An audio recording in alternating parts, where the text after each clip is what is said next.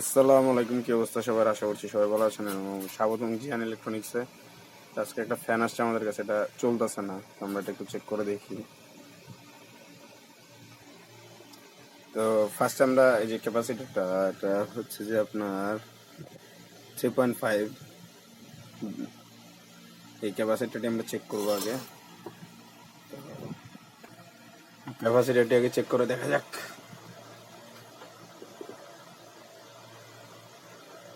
সবসময় ক্যাপাসিটি বা fan testing এর জন্য 100 ওয়াট বাল্ব ইউজ করবেন।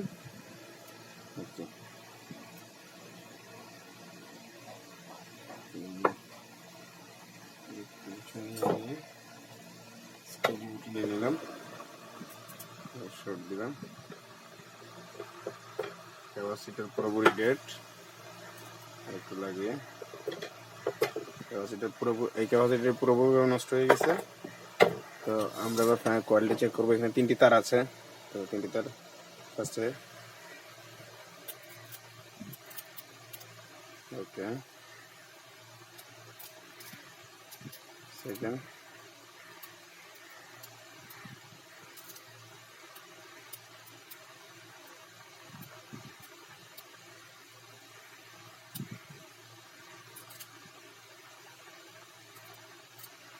তাহলে আমাদের কোয়ালিটি ঠিক আছে। কোয়ালিটি, তো আমরা একটা নতুন ক্যাপাসিটার ইনস্টল করবো এটাতে। তো দেখতে পাচ্ছেন আমি একটা নতুন ক্যাপাসিটার নিয়েছি, যেটি হচ্ছে 3.5। তো আমি এটা লাগিয়ে দেখি। তো কানেকশনগুলো করার সময় খেয়াল রাখতে হবে যে এই যে তারটি, এটা ডাইরেক্ট এসি, এটা দুটো ক্যাপাসিটার, এটা মানে যেটি সঠিক দিয়ে, মানে এটা এটা হবে মাইনাস, ক্যাপাসিটরের সাথে মাইনাস, আর এটা হবে খালি ক্যাপাসিটরের সাথে। তো আমি কানেকশনগুলো দেখিয়ে দিলাম, আর দেখুন কানেকশন কীভাবে করতে হয়।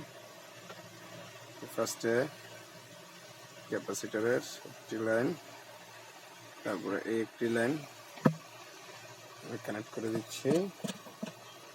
আমি এখনো ক্যাপাসিটরটি লাগাচ্ছি না। এবার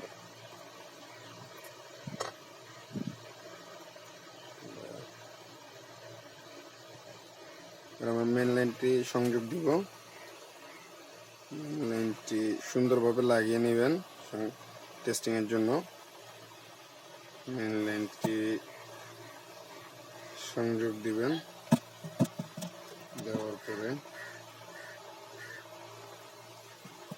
আমাদের এই যে লাইনটি আছে, মানে বাড়তি খালি ক্যাপাসিটার আর কয়েল থেকে, এটার টেপ মেরে দিতে হবে। তো আমরা এই যে ক্যাপাসিটারে টেপ মেরে দিছি, এবং এই যে দুইটা কানেকশন আছে নিউট্রাল ফেজ, তো আমরা এটা দিয়ে টেস্ট করে দেখি।